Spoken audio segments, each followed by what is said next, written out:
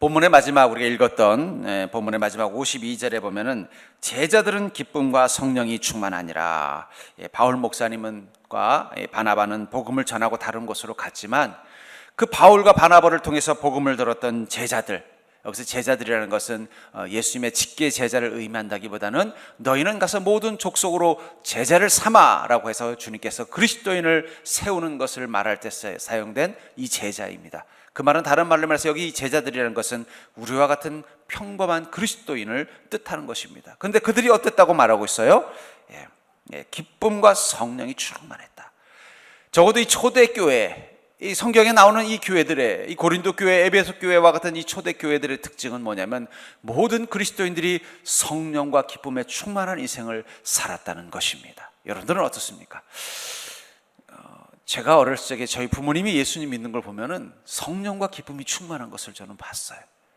335 모여서 구역 모임 드릴 때 보면은요, 막 성령의 불이 얼마나 뜨거운지 막 그 모임에서 막 사모하는 그 모습을 보면 성령과 기쁨이 충만하다는 게 무엇인지 저는 느꼈습니다. 아마 여러분들도 성령과 기쁨이 충만했던 때를 경험하셨을 거예요. 그렇다면 지금도 그렇습니까? 지금도 성령의 충만함을 경험하고 계시고 성령님이 주시는 그 기쁨을 경험하고 계시냐는 것입니다. 분명한 것은 이 사도행전에 나오는 교회들은 모든 그리스도인들과 모든 교회들이 성령의 충만함과 기쁨이 넘쳤다고 말하고 있다는 것입니다. 저는 이 사도교회, 이 초대교회를 보면서 제일 부러운 게 바로 성령의 충만함과 기쁨이 넘치는 모습입니다. 저는 우리 서정교회 성도님들이 다 한 사람 한 사람이 성령이 충만하고 기쁨이 넘치는 인생이 될 수 있기를 주의 이름으로 축복합니다. 지금은 그렇지 않습니다만 옛날에 순복음교회에서 하는 오살리 기도를 저는 청년 때부터 자주 갔었어요. 저는 오살리 기도 갈 때마다 조용기 목사님을 존경하게 된 이유가 있습니다. 지금은 뭐 조용기 목사님에 대해서 여러 가지 부정적인 견해가 있지만 그때만 해도 그런 일이 없었으니까. 그건 뭐냐면은 예배당 말고 예배당 바깥에서 주차 안내를 하는 우리 직원분들도 그냥 주차라는 게 아니라 예수 춤추면서 주차 안내를 하고 계신 거예요. 그게 너무 신기하더라고요. 그 방송으로 이제 안에서 예배 드리는 소리가 이 마이크로 나오잖아요. 그러면은 그 바깥에서 경비를 쓰고 있는 직원분들도 어떻게 경비를 쓰냐면 찬양하면서 경비를 쓰는 거예요. 그러니까 그 집회에 갔던 사람들은요, 벌써 주차장에서부터 은혜를 받고 들어가는 거예요. 저는 우리 교회가 그런 교회가 되기를 주의 이름으로 축복합니다. 이제 코로나가 끝나고 다시 예배가 회복되었을 때 벌써 교회 주차장에 내리자마자 거기서부터 그냥 안내하시는 성도님이 막 성령 충만해서 막 그 성령의 충만함과 기쁨이 넘쳐서 그렇게 안내하는 모습. 저는 우리 서정교회가 그런 교회가 되기를 간절히 원합니다. 분명한 것은 여기 나오는 이 제자들은 아주 특별한 믿음의 특별한 훈련을 받은 자들이 아니라 바울과 바나바를 통해서 처음 복음을 받아들였던 그 제자들이라는 것입니다. 근데 그들이 어땠다고 말하고 있어요? 성령이 충만하고 기쁨이 충만했다라고 말하고 있다는 것입니다. 그 비결은 무엇일까요? 그것은 그들에게 복음의 힘이 있었기 때문이라는 거예요. 저는 요즘 무기력해진 이 시대의 그리스도인들을 바라볼 때마다 어쩌면 여러분들이 챙겨 먹어야 될 영양제, 여러분들이 보충하기 위해서 먹어야 될 삼겹살은 어쩌면 그 성령의 충만함과 바로 그 하나님이 주시는 기쁨을 회복하는 심령인 줄 믿으시기 바랍니다. 여러분들이 오늘 이 예배를 통해서 다시 한번 성령의 충만함과 하나님이 주시는 그 기쁨을 회복할 수 있다면 여러분들은 주님의 은혜가 무엇인지를 알고 사는 복된 인생이 될 줄 믿습니다. 그렇다면 우리가 어떻게 하면 성령의 기쁨, 성령이 주는 충만함과 성령의 충만함과 그 기쁨이 충만한 삶을 이 제자들처럼 살 수 있을까요? 그것은 우리가 이것이 어디서부터 나오는지 알고 있어야 할 것입니다. 제가 전에 낡은 사택에서 살은 적이 있었어요. 근데 이 낡은 사택은 단점이 물이 잘 안 나와요. 이 수돗물은 그냥 끝까지 틀어도 쫄쫄쫄 나와요. 그럼 뭐가 문제냐면 화장실 변기가 막히면 이게 물이 잘 안 내려가는 거예요. 물이 시원찮으니까. 그래서 여러 번 관리사무소에도 민원을 넣었는데도 거기서 대답이 뭐냐면 건물이 워낙 오래돼가지고 모든 관들이 다 이게 그 마치 동맥경화 생긴 것처럼 해가지고 이걸 싹 바꾸려면 엄청난 비용이 들기 때문에 우리도 알고 있지만 어떻게 할 수 없다는 거예요. 그걸 또 억지로 하려고 하면은 터져버린다는 거예요. 그래서 그럼 어떻게 하면 됩니까? 그랬더니 그냥 그러려니 하고 사셔야죠. 그러는데 뭐 어떻게 방법이 없더라고요.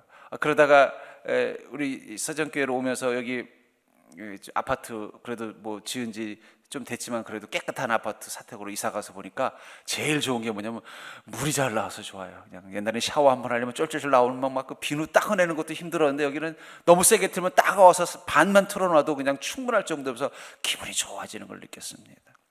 근데 같은 이 상수도원에서 나오는 물이지만 결국은 어디에 문제가 있는 거예요? 그 바깥에 이 물을 공급해주는 그곳에 이 밸브나 이 관로에 문제가 생긴 것처럼 어쩌면 하나님께서 성령님을 통해서 모든 인생들, 역사를 초월해서 모든 인생들에게 동일한 기쁨과 충만함을 주셨다면 지금 우리가 그 은혜를 누리고 있지 못한 부분은 어디에 있겠냐 하는 거예요. 그것은 가장 근원적인 기초, 거기에 있다고 저는 생각합니다. 그래서 그 기초가 뭘까요? 먼저 이 성령님은 어떤 이에게 충만함을 주시냐면 성령님은 예수 그리스도를 영접한 자에게 임하신다는 걸 여러분 기억하셔야 합니다. 모두에게 성령의 충만함을 주시는 것이 아니라 예수 그리스도를 영접한 자에게 성령님을 주신다라고 말씀하고 있다는 거예요. 그래서 사도행전 2장 1절부터 4절에 보면은 예수께서 승천하시고 예수님을 따르던 자들과 제자들이 이 다락방에 모여 있었습니다. 그 사건을 이렇게 말하고 있죠. 오순절 날이 이미 이름에 그들이 다 같이 한 곳에 모였더니 호련히 하늘에서부터 급하고 강한 바람 같은 소리가 있어 그들이 앉은 온 집에 가득하며 마치 불의 혀처럼 갈라지는 것들이 그들에게 보여 각 사람 위에 하나씩 임하여 있더니 그들이 다 성령의 충만함을 받고 성령이 말하게 하심을 따라 다른 언어들로 말하기를 시작하니라. 그들이 다 어떻게 했다고 말하고 있습니까? 성령의 충만함. 여기서 말하는 그들은 예수님의 특별한 제자들을 말한 게 아니라 예수님을 만난 자들, 여인들도 있었고 어린 아이들도 있었다는 것입니다. 그들이 모였는데 어떻게 됐다고 말하고 있어요? 그들이 다 모인 그곳에 모두 다 성령의 충만함을 받았다는 거예요. 여기서 말하는 그들은 예수 그리스도를 구주로 영접한 자들을 말하는 것입니다. 여러분들, 우리가 성령의 충만함에서 가장 중요한 것은 바로 우리가 예수 그리스도를 영접한 자이기 때문이에요. 우리가 성령의 충만함을 경험할 수 있다는 것은 우리가 예수 그리스도를 영접한 자이기 때문이라는 거예요. 그런 의미에서 여러분들, 우리가 예수 그리스도를 온전히 구주로 영접하는 그 심령이 바로 우리에게 성령 충만함의 기초라면은 우리가 어디부터 우리의 충만함에 약해진 부분을 어디서부터 점검해야 될까요? 그 기초부터 점검해야죠. 몇 주 전에 한번 예배를 드리다가 우리 교회 예배가 중단된 적이 있었죠. 전기가 나가서 다들 당황했어요. 그래서 또 우리 사역자들이나 또 우리 성도님들이 막 여기 교회 이 전기를 연결해 주는 데가 있습니다. 여기도 있지만 또 가면은 또 중간에 또 이렇게 끄고 키는 데가 있고 또 밑에 가면 또 메인이 있고 아무리 찾아봐도 원인을 못 찾겠는 거예요. 나중에 알고 봤더니 교회 옆에 바깥에 있는 변전기가 그만 터져가지고 이런 일이 일어난 거예요. 그런데 이 안에를 뒤져봤자 어때요? 원인을 못 찾아서 결국은 그날 예배가 좀 어렵게 마무리가 됐습니다만 나중에 원인을 보니까 교회 안에 있었던 게 아니라 바깥에서 들어오는 그 관로, 그 선로에서 문제가 생겼던 것처럼 우리가 왜 성령 충만함과 그 기쁨을 유지하지 말고 지속하지 못할까? 그 원인을 되짚어갈 때 가장 근원부터 찾아봐야 된다는 거예요. 그게 뭘까요? 그것은 바로 내가 예수 그리스도를 구주로 온전히 영접한 자인가를 점검해야 된다는 거예요. 물론 우리 서주교회 성도님들 중에는 그런 분이 없겠지만 혹시라도 여러분들 중에 나는 한 번도 성령의 충만함이 무엇인지를 모릅니다. 성령님이 있다고 목사님이 설교 시간에 귀가 따갑도록 말하지만 나는 한 번도 내 안에 성령님이 계시다는 걸 느껴본 적이 없습니다. 나는 예수님 만나고 나서 그 하늘의 기쁨이 뭔지를 한 번도 경험해 본 적이 없어요. 내가 옛날에는 성령 충만함을 경험해 본 것도 같고 나는 옛날에는 그 기쁨을 좀 누려본 것도 같지만 너무 오랜 세월 동안 나는 성령 충만함이 무엇인지를 한 번도 경험해 보지 못했고 그 기쁨이 무엇인지를 한 번도 느껴보지 못했다고 생각되는 분들은 어디부터 찾아봐야 돼요? 가장 근원부터 뒤져봐야 돼요. 그게 바로 나는 정말 예수 그리스도를 영접한 인생이었는가? 바울이라는 한 유대인이 결국은 예수님을 온전히 영접하는 놀라운 일을 경험한 순간 그의 인생에 성령 충만한 삶이 나타날 수 있었던 것처럼 바울이 어떻습니까? 원래는 예수님과 교회를 핍박하던 자였지만 그가 다메섹 도성에서 예수님을 극적으로 만나죠. 그 뒤로 그는 철저히 성령에 충만한 자가 됐다는 거예요. 성경 어디에도 보면 바울 목사님이 예수님 만나고 나서 도 닦으러 기도원에 가서 금식기도 40일씩 10번씩 하고 나서 이렇게 변했다는 얘기가 없다는 거예요. 오직 한 가지, 뭐예요?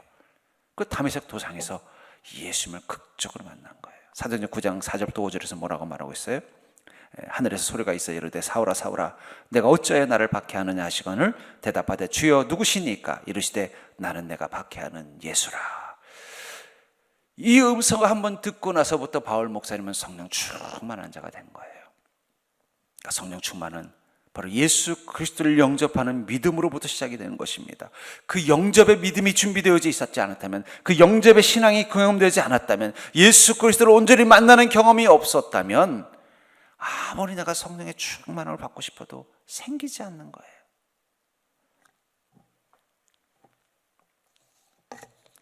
근데 분명한 것은 예수 그리스도를 온전히 만난 이들은 어떻게 될까요? 바울 목사님처럼 자기 인생을 모두 예수님께 맡깁니다. 여러분 절 따라보고 성령 충만은 예수님께 내 인생을 맡기는 것이다. 이 성령 충만하다는 건 뭐예요? 내가 예수를 만나고 보니까 그분이 나의 주인이요, 그분이 내 인생의 주인이실 뿐만 아니라 내 모든 것들을 다스리시는 하나님이시라는 걸 믿는 그 순간 그분에게 내 모든 걸 다 맡기는 게 성령 충만함이에요.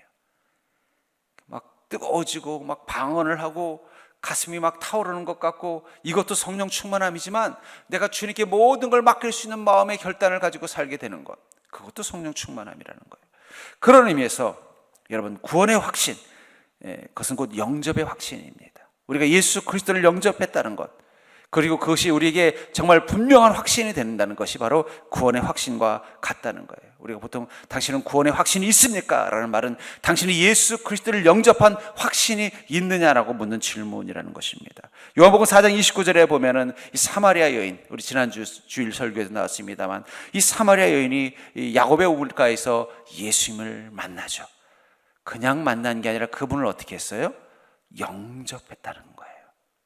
영접하고 나서 그녀가 어떻게 반응합니까? 그 수가성에 돌아가서 이렇게 말합니다. 내가 행한 모든 일을 내게 말한 사람을 와서 보라. 이는 그리스도가 아니냐. 내가 야곱의 우물가에서 만난 이는 그리스도시다. 그에게 구원의 확신이 있었다는 거예요. 예수 그리스도를 구세주로 영접한 것입니다.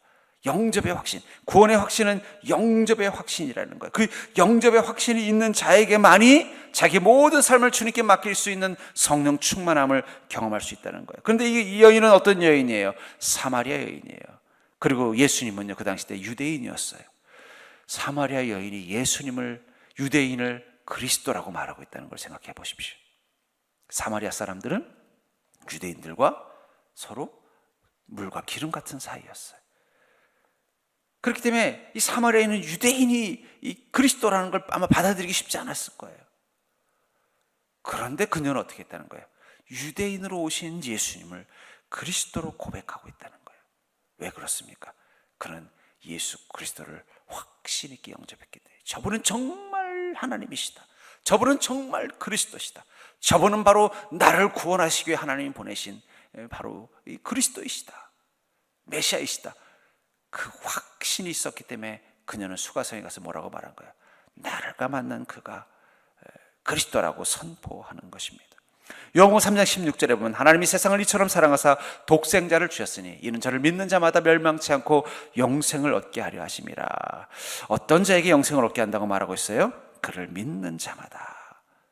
여러분, 우리가 예수님을 믿는다는 것, 어떤 것을 믿는 것입니까? 나를 사랑하실 뿐만 아니라 내게 영생을 주시는 하나님이심을 믿는 것, 그게 바로 영접의 확신입니다. 요한복음 1장 12절에서는요, 영접하는 자 곧 그 이름을 믿는 자들에게는 하나님의 자녀가 되는 권세를 주셨으니, 영접하는 자 곧 예수님이 바로 그리스도이심을 온전히 믿고 고백하는 믿음을 가진, 그 확신 있는 영접의 믿음을 가진 자는 무엇이 된다고 말하고 있어요? 하나님의 자녀가 되는 권세를 갖는다라고 말하고 있던 거예요.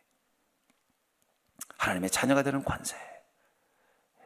영접이라는 말이 헬라어로 람바노라는 단어를 쓰는데 이 말은 뭐냐면 취하다, 얻다라는 뜻이 있어요.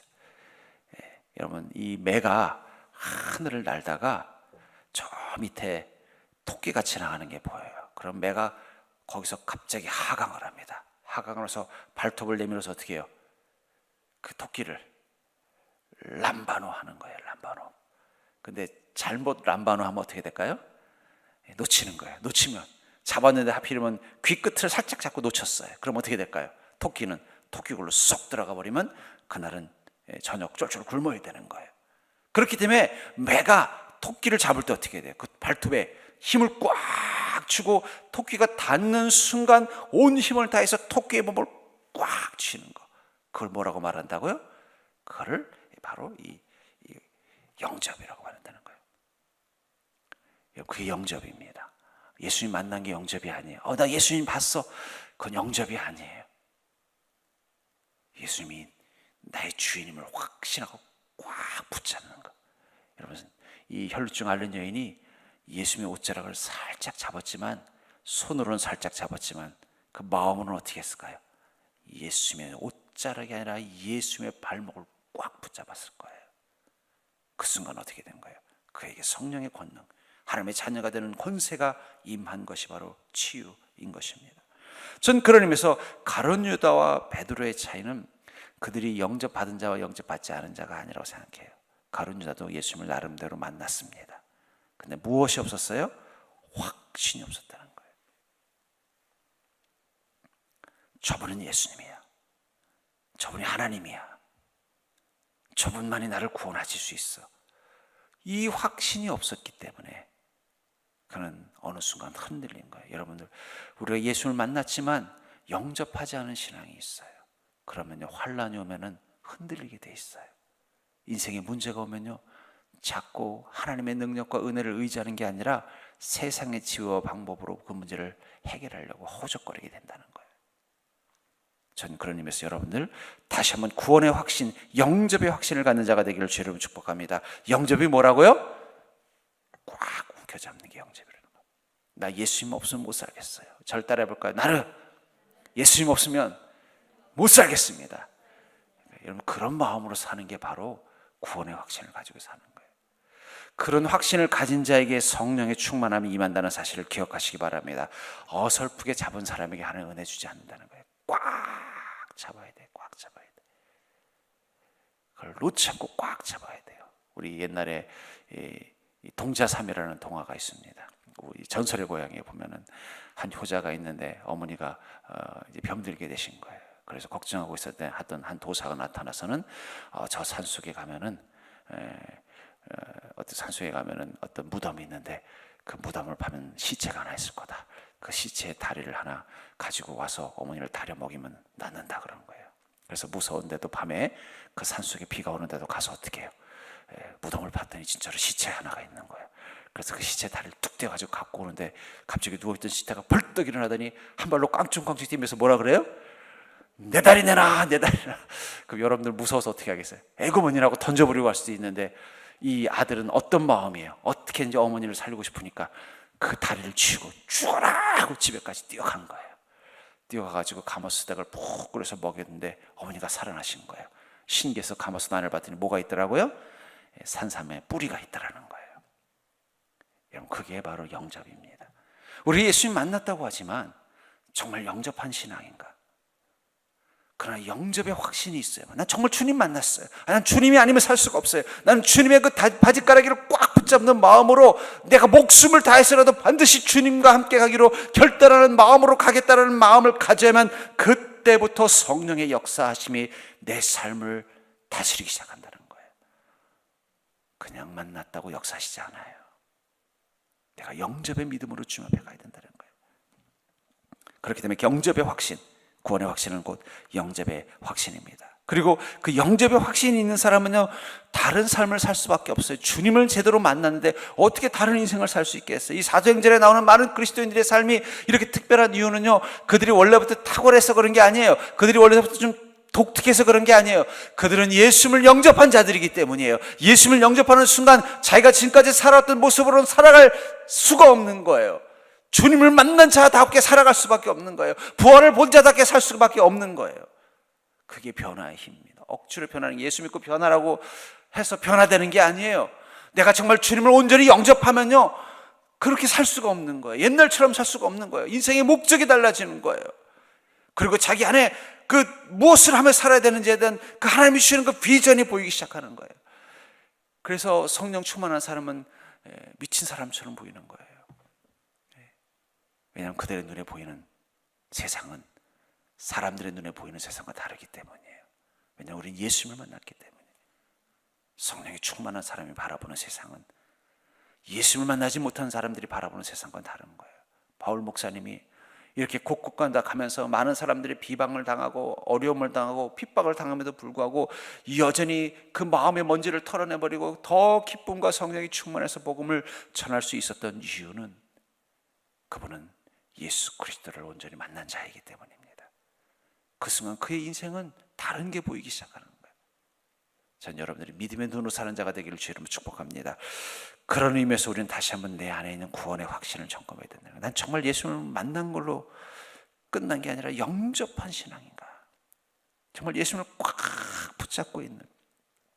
제가 가끔 이 인터넷에 보면은요, 재미있는 사진들 같은 게 나오는데 보니까 참 인상 깊은 사진이 뭐냐면 유명한 선수들, 뭐 야구 선수든 뭐 배구 선수든 이런 선수들이 플레이하는 것을 슬로우 모션이나 어떤 정지된 화면으로 딱 잡은 걸 보면요, 그 공 하나를 치는데 보면은 막 얼굴이 다 일그러져 있어요.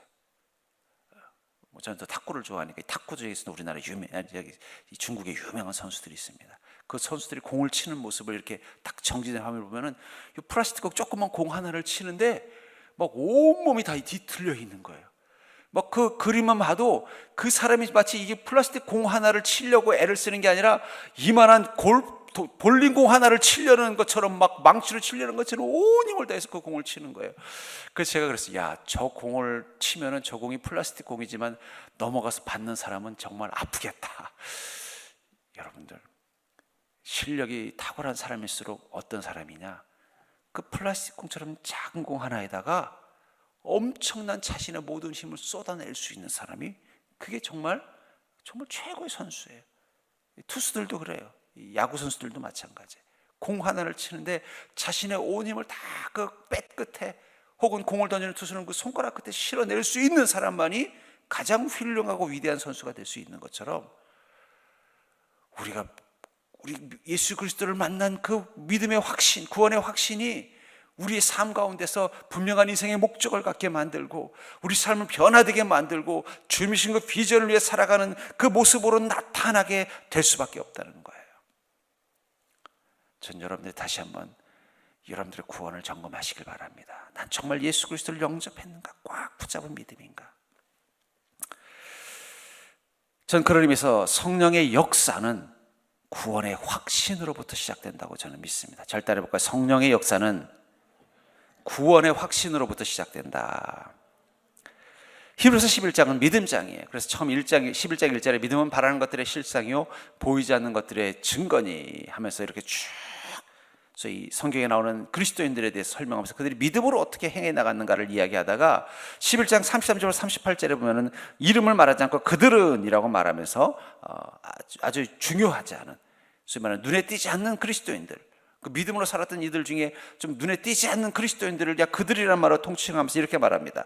그들은 믿음으로 나라들을 이기기도 하며 의를 행하기도 하며 약속을 받기도 하며 사자들의 입을 막기도 하며 불의 세력을 멸하기도 하며 칼날을 피하기도 하며 연약한 가운데서 강하게 되기도 하며 전쟁에 용감하게 되어 이방 사람들의 진을 물리치기도 하며 여자들은 자기 죽은 자들을 부활로 받아들이기도 하며 또 어떤 이들은 더 좋은 부활을 얻고자 하여 심한 고문을 받되 구차히 풀려나기를 원하지 아니하며 또 어떤 이들은 조롱과 채찍질 뿐만 아니라 결박과 옥에 갇힌 시련도 받았으며 돌로 치는 것과 톱으로 켜는 것과 시험과 칼로 죽임을 당하고 양과 염소의 가죽을 입고 유리하여 궁핍과 환난과 확대를 받았으니 여기 그들이라는 이들은 어떤 유명한 탁월한 제사장이나 선지자가 아니라 그냥 평범한 그리스도인을 뜻하는 것입니다. 근데 그들 중엔 여자들도 있었다는 거예요. 근데 그들이 그 믿음으로 무엇을 했다는 거예요?